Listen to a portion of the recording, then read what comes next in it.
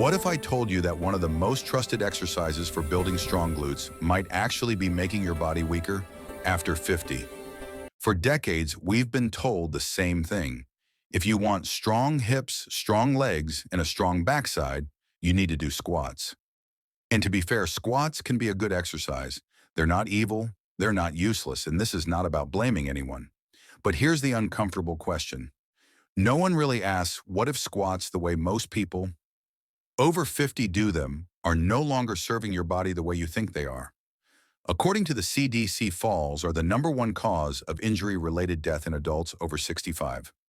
According to Harvard Health, aging joints lose shock absorption and tolerance to compressive load, especially in the knees, hips, and lower back. And according to multiple studies in the Journal of Orthopedic and Sports Physical Therapy, hip instability, not leg strength, is one of the strongest predictors of balance problems in chronic lower back pain in older adults. Let that sink in for a moment. Not weakness, not laziness, not lack of effort, instability. Now here's the part. No one really tells you. Most squat variations, especially the ones people do at home, are great at working the big glute muscle, gluteus maximus, but they often miss a much more important muscle for people over 50, the gluteus medius. The muscle that keeps your pelvis level, your hips stable, and your body upright when you walk, turn, or stand on one leg. And when that muscle is weak, your body doesn't stop moving. It just starts cheating. Your lower back works harder, your knees take more stress, your balance quietly gets worse. And one day, seemingly out of nowhere, you start thinking, why do my hips hurt when I walk? Why does my lower back get tired so fast? Why do stairs feel heavier than they used to? Most people assume that's just aging. But what if it's not? What if it's not your age? What if it's what you've been training and what you've been ignoring? This is not about fear, and this is not about telling you to stop exercising. This is about something much more important. Making sure the exercises you do today actually protect your independence tomorrow. Because after 50, strength is no longer just about how much you can lift. It's about how well you can stay balanced, how well your hips can stabilize your spine, and how confidently you can move through daily life without pain or fear. And here's the uncomfortable truth. Many one-size-fits-all exercise routines, including endless squats, were never designed for the realities of an aging nervous system, aging joints, and aging balance systems. They were designed for young bodies, not yours. And that doesn't mean your body's broken. It means your body is asking for a smarter strategy. If you're watching this and you're over 50, I'd love to know you better. Drop a comment below with your first name, age, and where you're watching from. This isn't just a video, it's a growing community of people choosing strength, balance, and better movement, one small step at a time.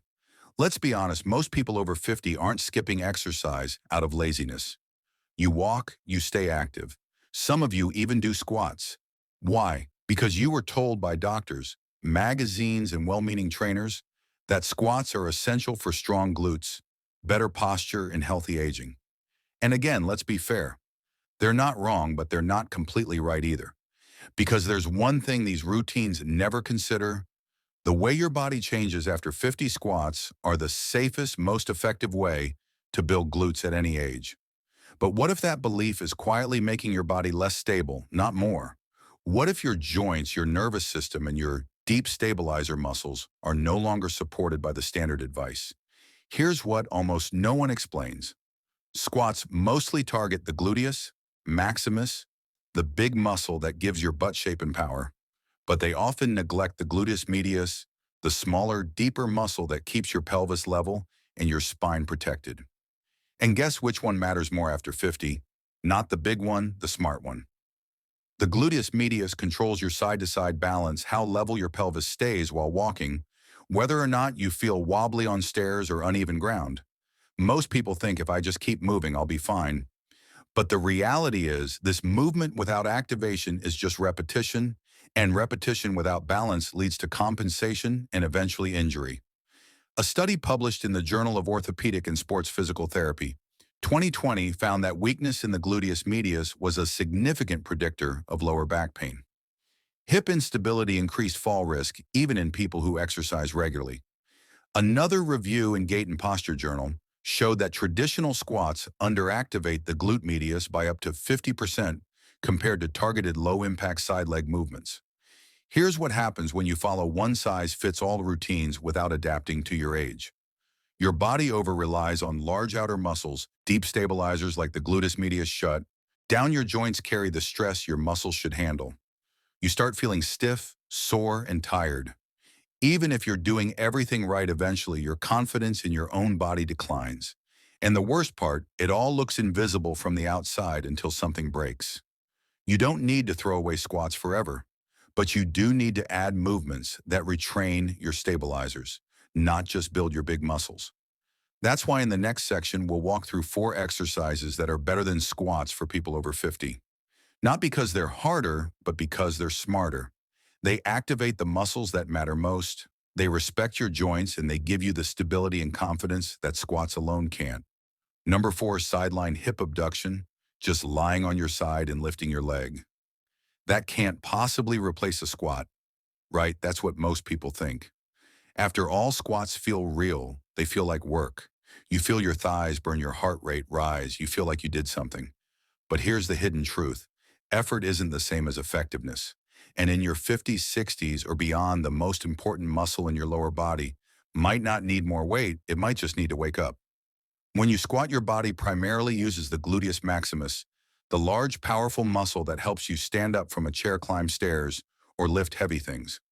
But there's another glute muscle that plays a very different role. The gluteus medius sits on the side of your hip. Its job, keep your pelvis level when you walk, stabilize your hips when you stand on one leg, prevent your lower back and knees from overcompensating. And the number one reason it stops working, it's never directly trained. Squats might accidentally engage it, but this small sideline movement activates it deliberately. A study in the Journal of Geriatric Physical Therapy, 2019, followed adults over 55 who added this movement to their routine just 3 times a week. After 6 weeks, they improved single leg balance by 28%, walking stability scores by 22%, and reduced complaints of lower back fatigue. And none of them were lifting weights. If this muscle isn't doing its job, here's what happens. Your pelvis starts to tip sideways when you walk. Your knees collapse inward under load. Your lower back picks up the slack and gets overworked. Eventually, every step feels less secure than the last. The smarter and safer solution? Lie on your side, bend the bottom leg slightly for support, extend the top leg straight slightly in front of your torso. Now here's the key point. Your toe down toward the floor. This activates internal rotation at the hip. Then slowly lift the leg sideways. Not high, just controlled. No bouncing, no rushing, just precision and purpose. This simple move does what squats can. It targets the muscle that keeps you standing tall without asking your knees or spine to pay the price. Number 3, posterior hip abduction. Wait, didn't we just do this? Why do I need a second version of the same exercise? Great question. At first glance, posterior hip abduction might look just like the previous move, lying on your side and lifting your leg, but there's a critical difference that changes everything. The angle of your leg and the direction your foot is facing. This small adjustment trains your hips to resist an entirely different kind of force, one that becomes far more important as you age. The moment you move your legs slightly behind your torso and rotate your foot up toward the ceiling, your body shifts into a pattern called external rotation. This triggers a deeper layer of your gluteus medius. The fibers responsible for controlling hip stability when your body moves backward or twists, preventing rotation. Based falls like slipping sideways or turning quickly. Squats don't train this, walking doesn't train this. Even most machines at the gym ignore this angle, but life doesn't. Think about stepping off a curb, pivoting on one foot, turning to reach behind you. These are all rotational off-balance moments, and this movement pattern prepares you for them. In a 2020 study published in Clinical Biomechanics, older adults who added posterior hip abduction to their rehab plans saw a 37% improvement in rotational hip control, marked reduction in lateral sway, while walking improved ability to recover from unexpected balance shifts. And these gains persisted even after 12 weeks. When you don't train this range, your hips lose rotation power, your knees collapse inward, your spine twists to compensate. Simple motions like turning to grab a seatbelt become risky. It's not about strength, it's about control, and most people lose it without even realizing how to do it right. Lie on your side like before, but this time move your top leg slightly behind your body. Now rotate your toes up toward the ceiling. This opens the hip into external rotation. Lift the leg slowly just a few inches, then lower with control. Keep your upper body steady. Your glute should fire, not your lower back. You're not just lifting your leg, you're retraining your brain to protect your hips from the movements that catch most people off guard. Number 2, standing hip drop and abduction. I walk every day. Isn't that enough for balance? This is one of the most common beliefs among active adults over 50. And yes, walking is great. It's safe, rhythmic, and accessible. But here's the problem. Walking only moves your body forward. Real balance requires control in every direction, especially side to side. And that's exactly where falls tend to happen. Think of your pelvis as a platform. Every time you lift one foot off the ground, your gluteus medius on the opposite side has to hold that platform level. If it doesn't, your pelvis drops your spine, tilts your knee, collapses inward, and you feel wobbly. This chain reaction is subtle but incredibly common in aging adults. In most popular exercises, like squats, lunges, or leg presses, they don't challenge this system at all.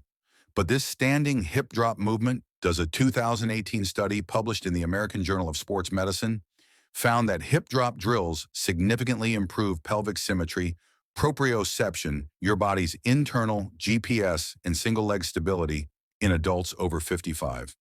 These are not just athletic markers, they're everyday life markers. Whether you can step off a curb safely, put on pants without sitting down, turn quickly without losing footing. When your glute medius can't stabilize side-to-side movement, your hips shift out of alignment, your knees compensate inward, your balance suffers, and your fear of movement increases. Over time, that fear becomes avoidance, avoidance becomes weakness, and weakness becomes dependence. But it doesn't have to be that way. How to rebuild lateral control. One step at a time. Stand near a wall or sturdy surface. Shift your weight onto one leg. The opposite leg should hover slightly forward. Toes turn slightly inward. Now slowly swing the lifted leg out to the side.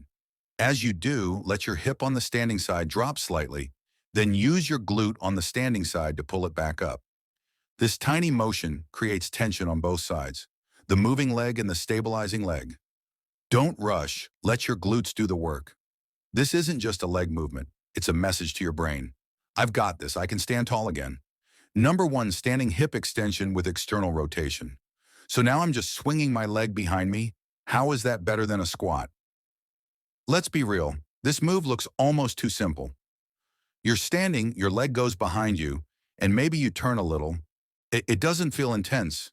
It doesn't look impressive. But here's the science-backed truth. This move mimics how your body actually loses balance in real life. And more importantly, it retrains your body to recover from it. Most exercises, especially squats, are done in a straight line moving up and down. But in the real world, life is rotational. You reach behind you, you twist to look over your shoulder, you pivot to grab something from the car or turn in the kitchen. These movements require your gluteus medius and deep rotators to activate together at the same time as your core, lower back, and spine. And if those muscles aren't trained, that's when you lose your footing. In a study published in Gait and Posture 2021, older adults who practice hip extension with external rotation improved their reaction time to instability by 36%, showed greater activation in spinal stabilizers, and reduced asymmetry and pelvic alignment over 8 weeks. This wasn't from lifting weights, it was from controlled movement in the right direction. If your body can't control hip extension and rotation, you become vulnerable when stepping backward. Twisting motions become dangerous and your balance fails silently, not from weakness, but from lack of pattern recognition. Think backing out of the driveway, turning to catch a falling object, reaching into the back seat. These are the exact moments people trip, twist, and fall, even if they've been exercising. Here's how to do it. Stand sideways near a wall or countertop. Shift weight onto one leg. Move your other leg slightly behind your body and rotate your toes outward as you gently swing your leg back.